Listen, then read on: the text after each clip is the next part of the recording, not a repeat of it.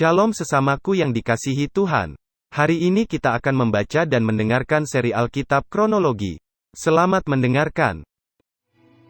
Kemudian keluarlah undian bagi Bani Yusuf.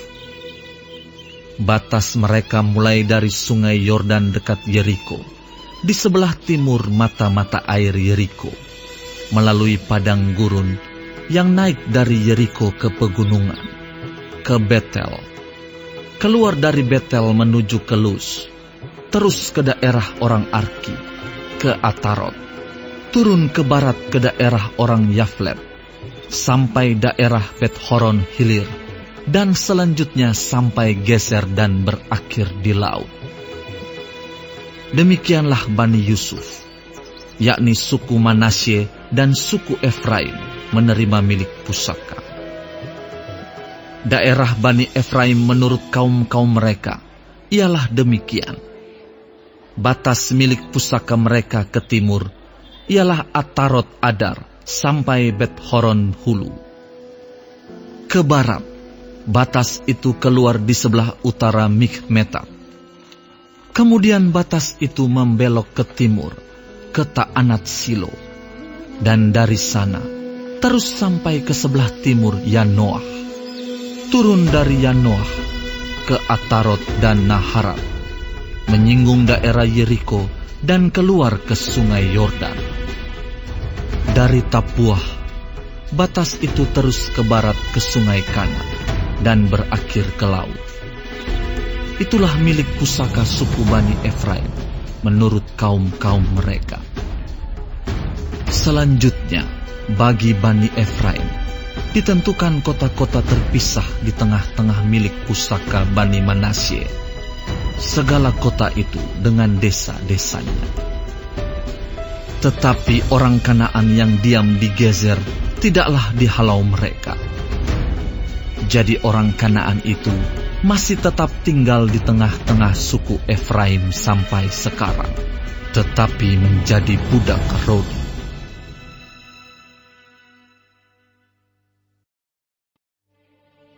Bagian undian yang ditentukan bagi suku Manasye, sebab dialah anak sulung Yusuf, ialah demikian.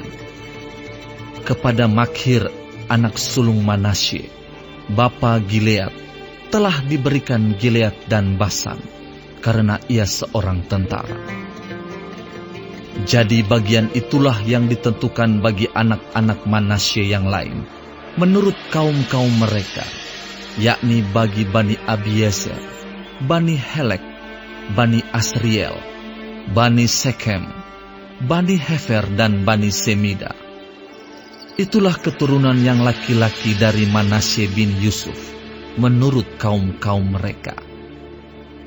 Tetapi Zelafehat bin Hefer, bin Gilead, bin Makhir, bin Manasye, tidak mempunyai anak laki-laki, tetapi hanya anak perempuan.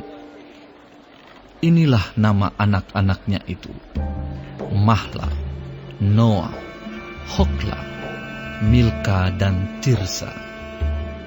Mereka datang menghadap Imam Eleazar dan menghadap Yosua bin Nun, serta para pemimpin, dan berkata, Tuhan telah memerintahkan kepada Musa untuk memberikan milik pusaka kepada kami di tengah-tengah saudara-saudara kami. Sebab itu diberikannya kepada mereka milik pusaka di tengah-tengah saudara-saudara ayah mereka, sesuai dengan titah Tuhan.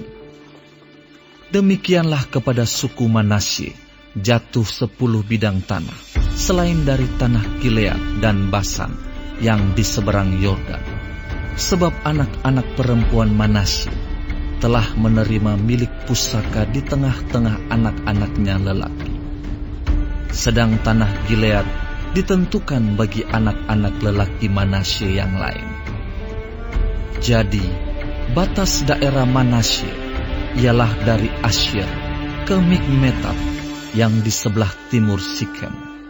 Kemudian batas itu terus ke selatan, ke daerah penduduk En-Tapuah.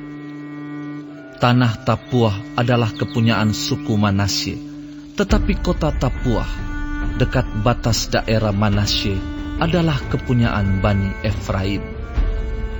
Kemudian batas itu turun ke sungai Kana, ke sebelah selatan sungai itu. Kota-kota di sana adalah kepunyaan suku Efraim, sekalipun di tengah-tengah kota-kota suku Manasye. Selanjutnya, batas daerah Manasye itu lewat dari sebelah utara sungai itu dan berakhir ke laut. Ke selatan, daerah itu kepunyaan suku Efraim, dan ke utara kepunyaan suku Manasye. Batasnya ialah laut.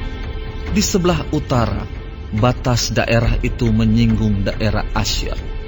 Di sebelah timur, menyinggung daerah Isakar. Tetapi di daerah Isakar dan Asyir, ada juga kepunyaan suku Manasye, yakni Bet-Sean dengan segala anak kotanya, Yibleam dengan segala anak kotanya, penduduk Dor dengan segala anak kotanya, penduduk Endor dengan segala anak kotanya, penduduk Taanak dengan segala anak kotanya, dan penduduk Megido dengan segala anak kotanya, yakni ketiga daerah bukit itu.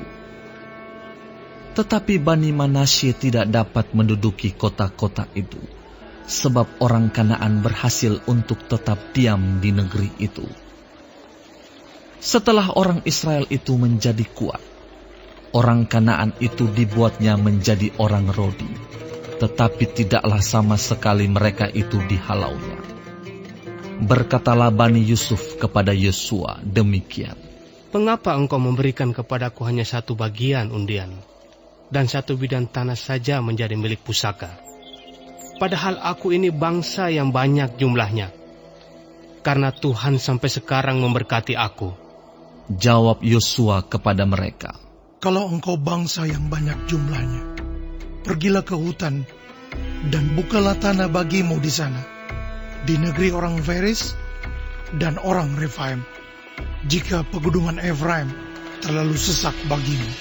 Kemudian berkatalah Bani Yusuf, "Pegunungan itu tidak cukup bagi kami, dan semua orang Kanaan yang diam di dataran itu mempunyai kerta besi, baik yang diam di Bet-Sean dengan segala anak kotanya, maupun yang diam di lembah Yisrael."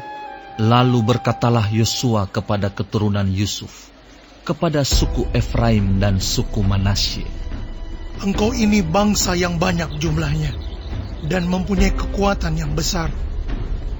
Tidak hanya satu bagian undian ditentukan bagimu, tetapi pegunungan itu akan ditentukan bagimu juga. Dan karena tanah itu hutan, haruslah kamu membukanya. Kamu akan memilikinya sampai kepada ujung-ujungnya, sebab kamu akan menghalau orang Kanaan itu, sekalipun mereka mempunyai kereta besi, dan sekalipun mereka kuat."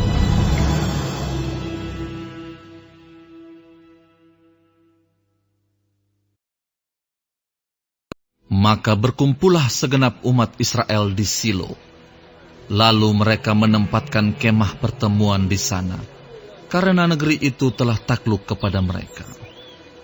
Pada waktu itu masih tinggal 7 suku di antara orang Israel, yang belum mendapat bagian milik pusaka. Sebab itu, berkatalah Yosua kepada orang Israel, "Berapa lama lagi kamu bermalas-malas, sehingga tidak pergi menduduki negeri yang telah diberikan kepadamu oleh Tuhan Allah nenek moyangmu? Ajukanlah 3 orang dari tiap-tiap suku, maka aku akan menyuruh mereka, supaya mereka bersiap untuk menjelajahi negeri itu, mencatat keadaannya, sekadar milik pusaka masing-masing, kemudian kembali kepadaku. Sesudah itu, mereka akan membaginya di antara mereka menjadi 7 bagian.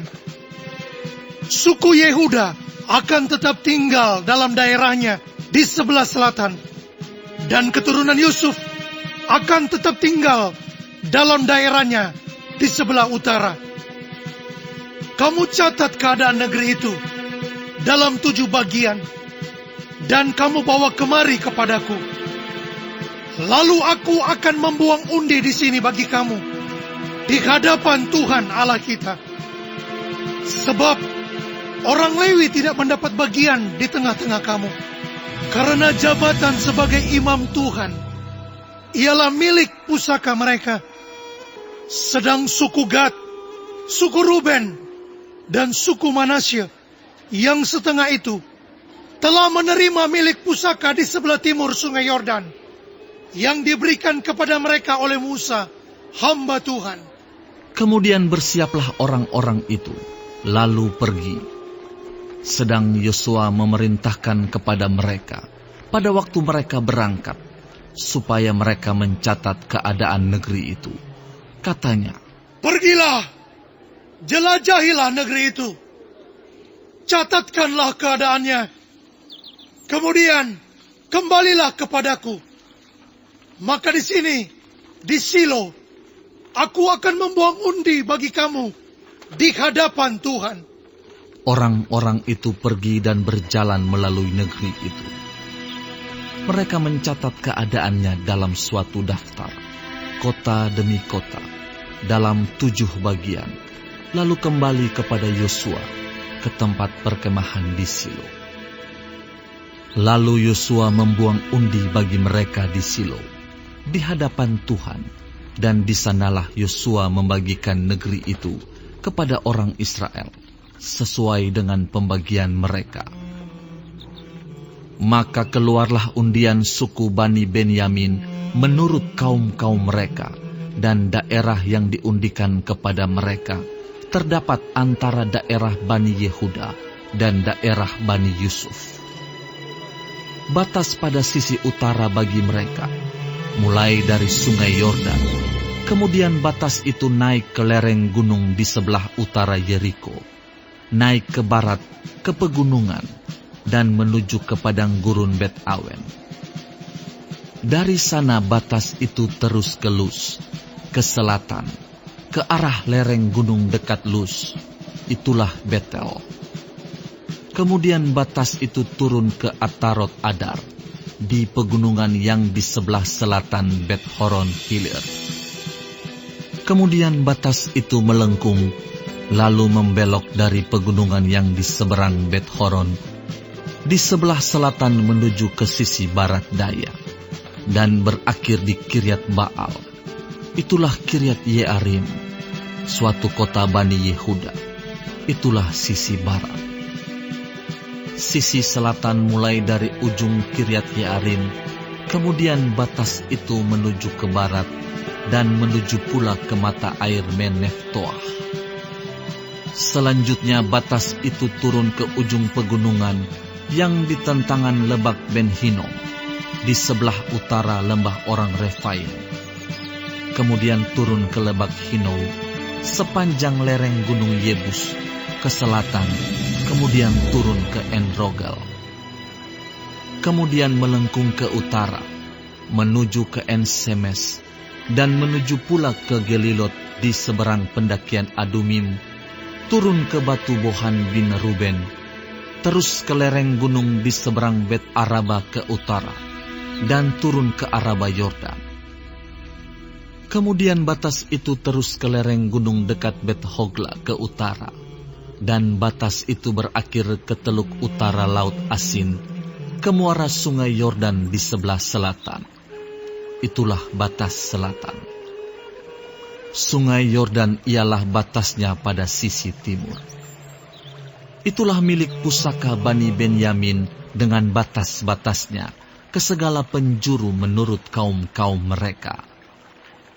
Kota-kota suku Bani Benyamin menurut kaum-kaum mereka ialah Yeriko, Bet Hogla, Emek Kezis, Bet Araba, Zemaraim, Betel, Haawim, Param, Ofra, Kefar Haamonai, Ofni dan Geba, 12 kota dengan desa-desanya.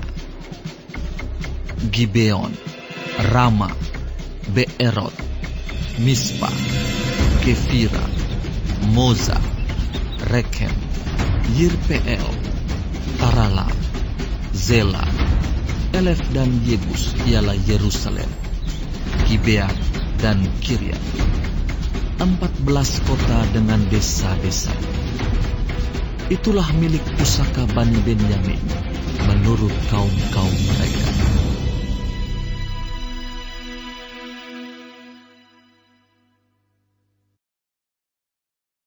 Hari ini kita telah mendengarkan seri Alkitab Kronologi. Tuhan Yesus memberkati.